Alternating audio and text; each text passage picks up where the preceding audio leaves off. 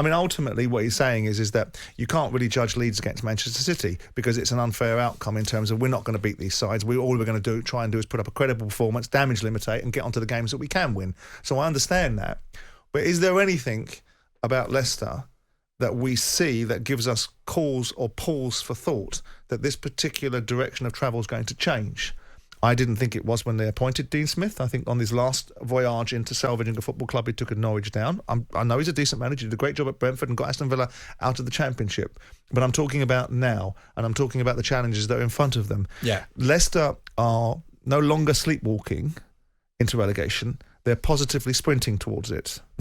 Yes. So I can't see... It's inevitable, isn't it? I mean, look, we have just seen a series of results that were inexplainable, specifically and explicitly the Everton tanking of Brighton. When you make this wonderful case for De Zerbi being the captain of all things good and the ultimate flavour of the year, month, decade at this current moment in time, you can't square the circle. Everton managed to beat these sides. And you know, also Leeds with Allardyce going in and doing what fundamentally seems like common sense. Change the goalkeeper, make basic decisions and stop getting beaten so easily, and you get a result against Leeds, Newcastle that you should have won on. Yeah. So it's not beyond the gift of man. But I think they've got to win both games. Yeah. And surely that's not beyond them. Or is it? Only they can tell us that. How blameless is Dean Smith, Simon? Is this all on the players? I think a lot of it lies with Brendan Rodgers. I think inevitably the bulk of it will lie with two components, Rodgers and the players.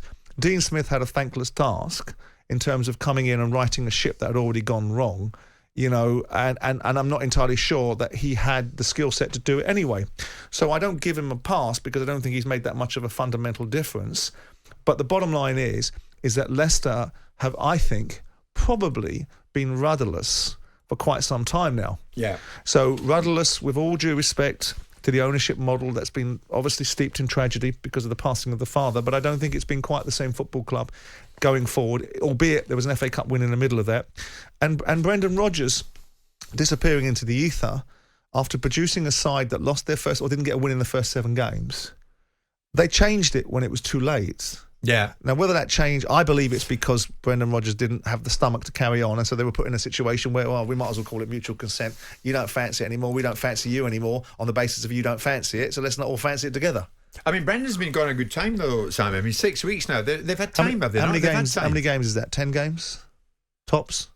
Oh, I don't think it's as many as that. Right, so what were you going to really change? I mean, look at that. I mean, some of the games they've played in, some of the teams that they've played, you wouldn't have expected much from them. Allardyce has changed things in less time. Well, yeah, but I mean, you're comparing, in Leeds, you're comparing 2 particular games that Allardyce turned up in and made sure that they were difficult to beat. And there's times when Leicester, under the initial bounce effect. Yeah. So probably, if he'd have come in with 4 games to go, we'd be judging Dean Smith by 2 games where they were less than dreadful.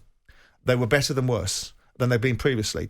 Now, if you put Sam Allardyce in maybe for 9 games at Leeds, they might have reverted back to type, and we might find ourselves having the same conversation. Maybe not. But the bottom line is that Leicester, you go to games like Fulham and you say to yourself, all due respect to Fulham, how do you find yourself in a position where you're fighting for your lives and you're getting your heads handed to you by half-time at 3-0? Yeah.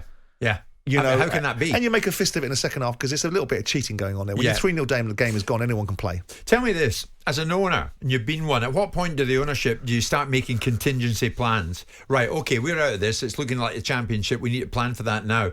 Have the people at Leicester done that already? Again, it goes to the point of who's running the football club and how involved they are on a daily basis.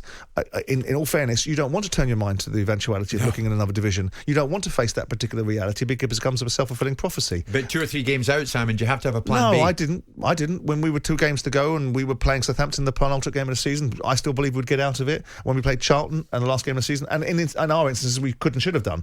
Now, maybe we weren't cut adrift. We got relegated in the last game of the season. They may well yet. Yeah. Look, it's not a very... Jim... There's this big myth about how difficult it is to contend with something. You know what's coming. Your best players are going to want to leave, and you're going to have to cut your cloth economically. So with that in mind, let's not make it into some sort of huge scenario where we need to look deep into what's going on. You need to arrest the culture that's created the problem inside the football club, which means get rid of the players that don't want to be there, and start from the premise that we got to get out of this division first game. And the only time you can actually have that sort of dialogue is when you are relegated. Okay. Leicester fans, sorry to ask you, but I'm going to ask you, is there now an inevitability sinking in about your situation? It's a Championship, isn't it? You got to admit it. That's what it's looking like. 03717 223344 810 89. Jim White and Simon Jordan. Monday to Friday mornings from 10 on AM, on DAB, via the talkSPORT app and on your smart speaker. talkSPORT.